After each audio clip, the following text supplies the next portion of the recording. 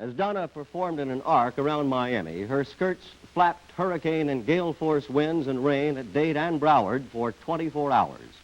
While we missed the brunt of Donna, her winds affected the metropolitan Miami area longer than any other Florida community. This is Max Moore. Yes, I remember Donna. I remember the morning of anxiety as the storm raged offshore, the afternoon of waiting, certain that Donna would strike the Gold Coast, the slow building of the wind, the pelting of the rain, and the long night of watching, reporting, following the storm as she roared in from the sea across Dade and Broward counties. The eye of Donna was 71 miles south and west of Miami, yet 8 inches of rain fell on Miami streets, and winds were clocked up to 97 miles per hour. Trees shed branches as they knew plants in Miami since Donna struck. Donna was also a blessing in disguise to the small businessmen. Insurance funds and small business loans helped many to modernize and expand where they couldn't have done it before. Like a grassland swept by fire, where new shoots of green popped through the soil with the first rain, out of Donna's debris, new growth appeared, and with it, new prosperity. And the businessmen sighed with relief and said Miami was lucky to have come through the storm so well. It wasn't all luck. Planning and hard-won experience had simply paid big dividends.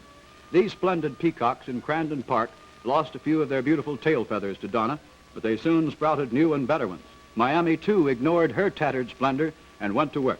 Another tourist season was on the way when its family stayed on, said they'd sit out the storm at home. One of these was businessman Jack Russell.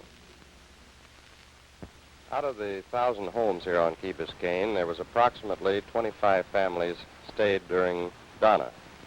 The authorities had suggested that we evacuate, but it was my decision that it was safe out here, and since one of us had to be wrong, I'm glad it was the authorities. During the hurricane, the water at its highest point barely reached as high as the cap of the seawall. No water got up on the grass out here at all. In fact, there was no water damage to any of the homes, only some wind damage, and that was minor to screens primarily and a few shrubs. The Civil Defense Organization under Sheriff Tom Kelly is empowered only to advise citizens prior to a hurricane. Kelly cannot force anyone to take precautions.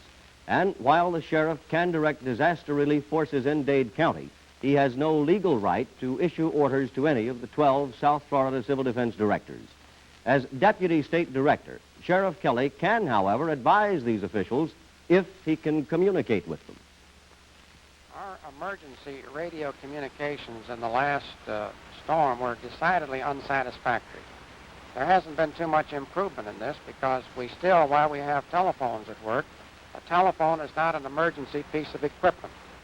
When the wires are down and when we have to operate with World War II generators as emergency equipment and having these emergency generators breaking down, we found during the last storm that it took several days to establish communications with even 100 miles away. One of the breakdowns that we had on the telephone communication has been corrected. I have on my desk this telephone, which is a direct line to the long-distance operator. There'll be no further delays because of citizens using the telephones to which they're entitled to advise their friends and relatives in the north that they're safe. In Dade County, we have the finest possible equipment that you can secure. However, it's rather ludicrous for us to have equipment here when we can't communicate with other counties. It was necessary for me to get aboard a helicopter to go to Fort Myers. There was a 25-mile headwind, and we were making 60 miles an hour in this helicopter, which meant a net of 30 miles an hour. We had to set down on out on the trail at filling stations to get gas, to get over to Fort Myers to find out what was going on. The same thing was applicable to the Keys. There was devastation, but still we had nothing but rumors, and all kinds of rumors. If you listen to these rumors, you can't make any kind of a command decision. And now, if we could possibly wake up some of the county commissioners to give their directors the equipment to receive so that they could send out messages to us, give us the facts, let us know what is the loss of life, what do you need. But until someone wakes up, we're not going to have it. If Donna or a military invader assaulted South Florida tomorrow, each county would stand by itself to survive or die according to the ability and resources of its own officials. WCKT newsman Roger Burnham picked up Donna's trail in the Florida Keys in the person of Monroe County Sheriff John Spotswood, last year's Civil Defense Director. They talked about the lessons learned the night Donna struck. Sheriff Spotswood, do you remember Donna? Yes, Roger, I certainly do. You were civil defense director as well as being sheriff when Donna struck the Keys. Did you find that was beneficial being both? Oh, yes. Being the director of civil defense and the sheriff of the county made it much easier to do the job as civil defense director. It gave what small civil defense organization we had the color of law. How about communication? Was there adequate communication during this time? We had good communication, but it could have been a whole lot better had we had proper emergency power generators. How about, well, is that going to be taken care of in case another... We're working on that now. Here? You are working on it? We're working on that now, yes. I understand the military came in to help you people. How did they help? Yes, we called on the United States Navy and the Marine Corps, and they came up here immediately after the hurricane, and they assisted in every detail. They were very, very helpful. They had about 400 men here at one time.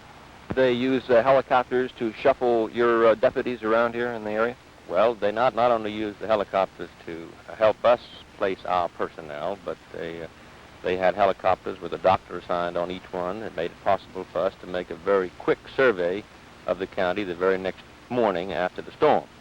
You've seen now what Donna has done and what the people of the Keys have done to rebuild. If there was one thing that you could tell people, what would that be to look out for another hurricane? How could they be better prepared? Well, I think that an educational program should be instituted to take care of the new people that move in. The Keys are growing very fast, and those who come in have not had the benefit, nor the experience, nor the opportunity to be educated by their fathers and their grandfathers before them, like we who have been born here have had that opportunity. You feel that this would be a significant factor in alleviating some of the destruction and some of the hardship that were borne on these people by this hurricane? I think it would help out greatly. Now, what did you people do right after the hurricane, immediately after? Well, the hurricane came during the darkness, and immediately that morning, after the wind subsided enough to go up the Keys, I went by helicopter, but my assistant, Lieutenant Rennie Rayo, went up by car. So how about letting him answer that? Lieutenant, want to come right in here? What was your first duty, Lieutenant, when you got up here into this area? Well, during the night while the hurricane itself was hitting this area, we were making plans with the Navy to start a convoy north into this area. And I think the best way I could describe what it appeared to me like, appeared as though someone had zeroed in an artillery barrage starting from the north end of 7 Mile Bridge on up. It was a year ago that Donna embraced the Middle Keys, but the memory lingers on. 4 deaths taught the people that survival means evacuation. But you can't evacuate buildings, and that's where the hard lesson learned is overcoming old political influences that governed building inspections in the past. Marathon in northern papers, and a year ago that would have been impossible. Old political empires are crumbling. Building inspectors insist upon compliance with codes. There is a new building code. There will be a new electrical code. And officials are considering a plan to make trailers hurricane-proof. WCKT newsman Wilson Griffith and Roger Burnham experienced the warmth of Marathon reborn as they talked to businessmen and leaders. Burnham spoke first with the president of the Marathon Chamber of Commerce. His name, Ralph Cunningham.